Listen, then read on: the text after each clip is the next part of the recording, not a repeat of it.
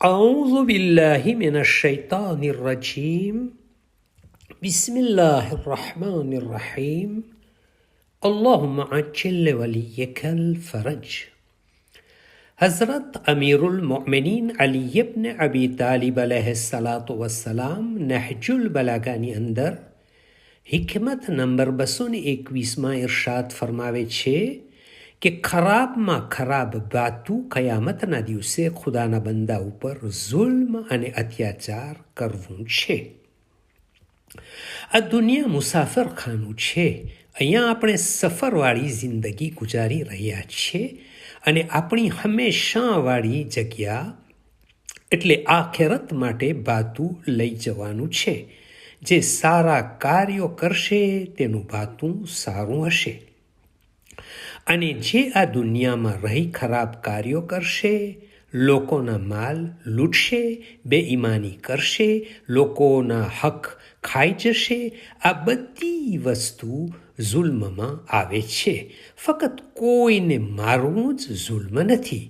જુલ્મ તે દરેક વસ્તુને કહેવાય જેનો જે લાયક ન હોય ત્યાં તેને રાખવું, અને આ બધા બંદા માટે બહુ જ ખરાબ બાતું છે. કુરઆન મજીદ સૂરે બકરા આયત નંબર 197માં ખુદાવંદે મુતઆલ ઇરશાદ ફરમાવે છે કે તમે બાતું તૈયાર કરો અને તમારું બહેતરીન બાતું તકવા અને પરહેઝગારી છે. ગુનાહોના બે પ્રકાર હોય છે. એક એવા ગુના કે જેનું નુકસાન ફક્ત પોતાના સુધી છે. તેવા ગુના જો અલ્લાહ પાસે માફી માંગે તો માફી લાયક છે. ગુનાનો બીજો પ્રકાર જે બીજા ઉપર અત્યાચાર કરવાના લીધે થાય છે. જ્યાં સુધી એ બીજો ઇન્સાન જેને પરેશાન કર્યો છે, માર્યો છે, તે માફ નહીં કરે ત્યાં સુધી અલ્લાહ તાલા પણ માફ નહીં કરે.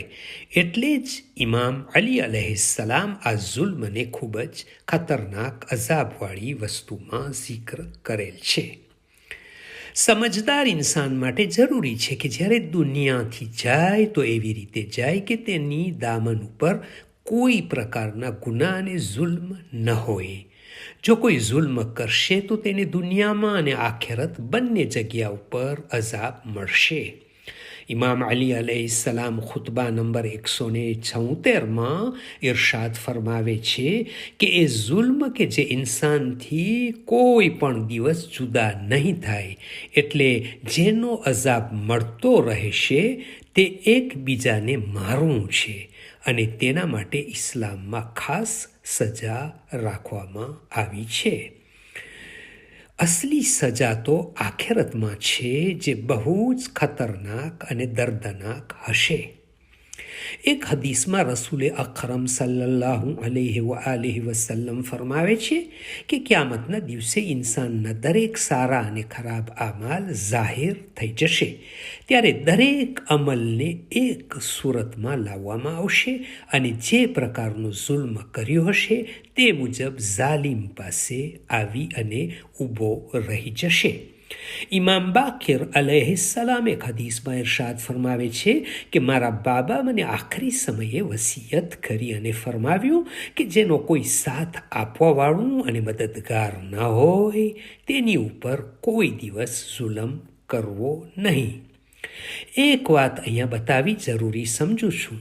જ્યારે પણ ઇમામ પોતાના દીકરાને કોઈ વસિયત અથવા નસીહત કરે છે તો તે ઇમામ માટે નથી હોતી, બલકે ઇમામને સંબોધીને બધા ઇન્સાનો સુધી એ પૈગામ પહોંચાડવા માટે હોય છે. ઇમામ તો માસૂમ હોય છે, તેઓથી કોઈ ભૂલ થતી નથી. તે આપણને સમજાવવા માટે હોય છે અને આખરી સમયમાં વસિયત કરે છે, એટલે તે ખૂબ જ અગત્યની વાત હોય છે. તે સમજાવવા માગે છે અને આપણી ચિંતા ઇમામને કેટલી છે તે આ વાતથી સમજાઈ જાય છે. અલ્લાહુમ્મા સલ્લી અલા મુહમ્મદિન વ આલિ મુહમ્મદ વ અજ્જિલ ફરજહુમ. From Fountain of Ahlul Bayt alayhimus salam.